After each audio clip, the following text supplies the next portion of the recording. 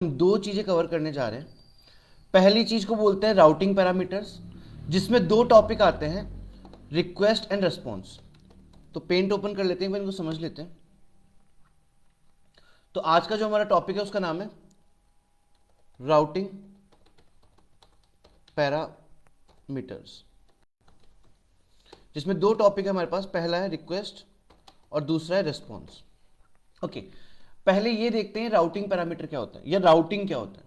Routing word का मतलब होता है एक ऐसा फ्लो बनाना जिस फ्लो में आप मल्टीपल पेजेस में नेविगेट कर सकें।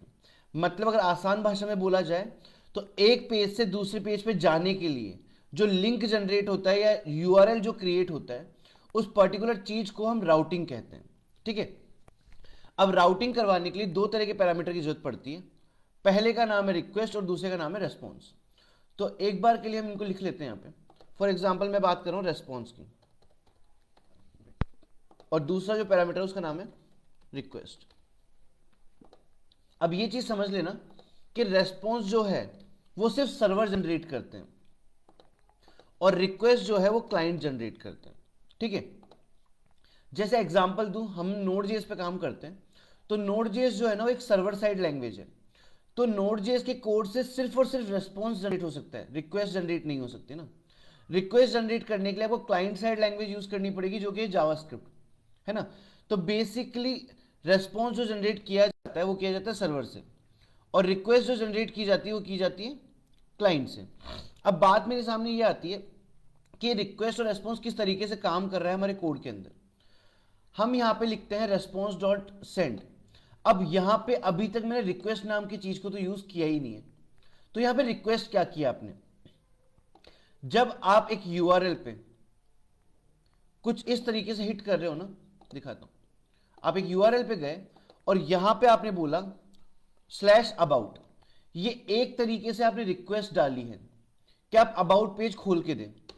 जैसे आपने इस पेज पे रिफ्रेश किया, रिफ्रेश होते ही उसने चेक किया क्या कोई एक्स्ट्रा रिक्वेस्ट रखी है। अगर रखी है तो उसको कॉल करेगा, और कोई रिक्वेस्ट नहीं है तो सीधा आपको रेस्पॉन्स दिखा देगा। तो सबसे पहले एक पेज जब रिलोड होता है तो सारी की सारी रिक्वेस्ट चेक की जाती है। सारी रिक्वेस्ट चेक करने के बाद ये सीधा और सीधा जनरेट कर देता है किसको, रेस्पॉन्स को। ठीक है, जैसे एक छोटा सा एग्जांपल और समझते हैं। अभी अगर मैंने यहां पे स्लैश हटा के और सिंपल लिखा तो इसने बोला कि रिक्वेस्ट आई है होम पेज ओपन करने के लिए, पहली रिक्वेस्ट।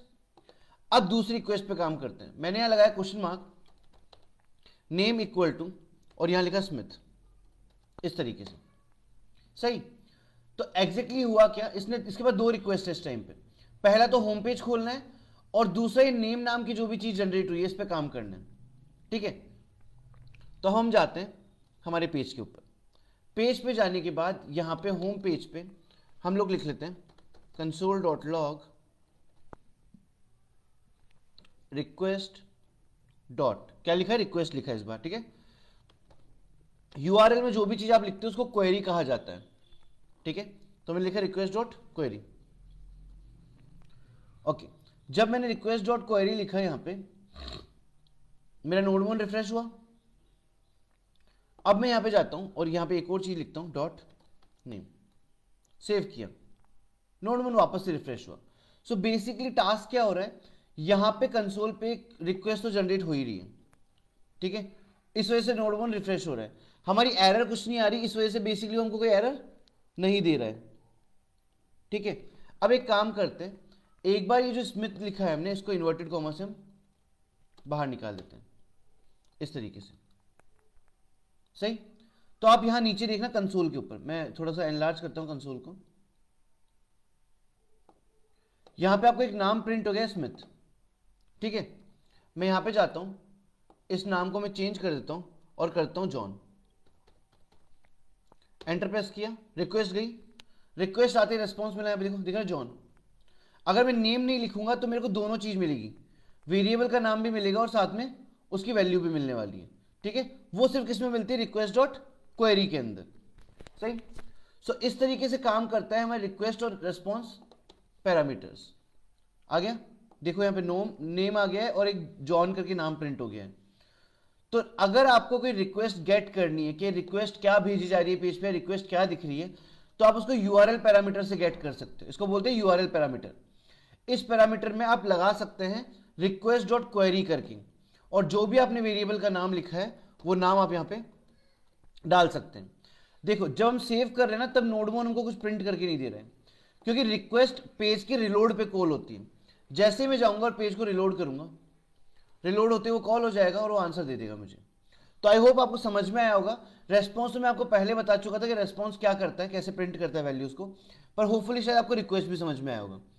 अब एक और चीज ट्राई कर लेते हैं कि हम लोग बेसिकली इसकी हेल्प से ना, अगर चाहें तो ये जो डेटा मेरा ये है, इस डेटा को मैं यहां पे भी प्रिंट करवा सकता हूं, सेंड के अंदर भी, तो अपन वो भी कर सकते हैं, ठीक है।